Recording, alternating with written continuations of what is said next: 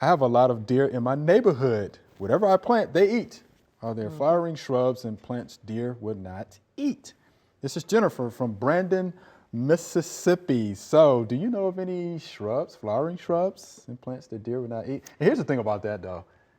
I think deer will pretty much eat anything if they're hungry enough. So, with that being said, Yeah, I was going to mention that there are no truly deer-proof plants, because if they're hungry, like you said, if they're hungry enough, they will eat it.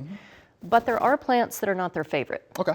So if they have plenty of other options, there are plants that they are more likely to leave alone.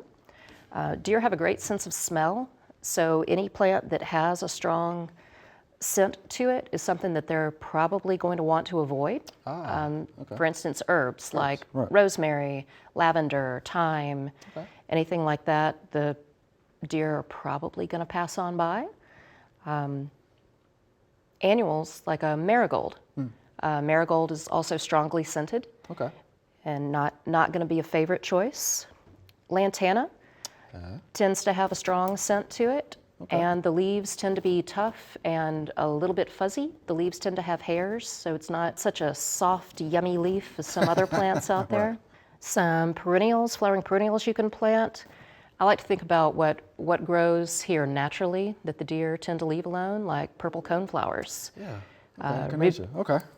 Rudbeckia, black-eyed Susan, Coreopsis, the little tick seed.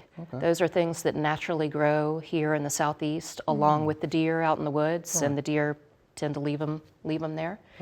Columbine just came to my mind. Yes. Yeah, about that. Yeah. Butterfly weed, the orange milkweed. That's also a furry leaf, and it does have that milky sap, so that's going to be very, very unpalatable to a deer if it bites into it. As far as a shrub, butterfly bush also has a furry leaf to it. Rose of Sharon. Rose of Sharon, I have that. That old heirloom. Probably Abelia.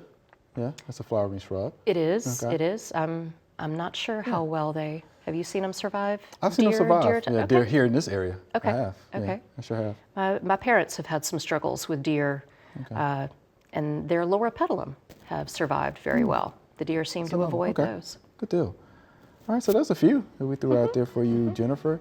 And something that I would suggest, why don't you go to your Mississippi State Extension office, and maybe they have a publication that can help you.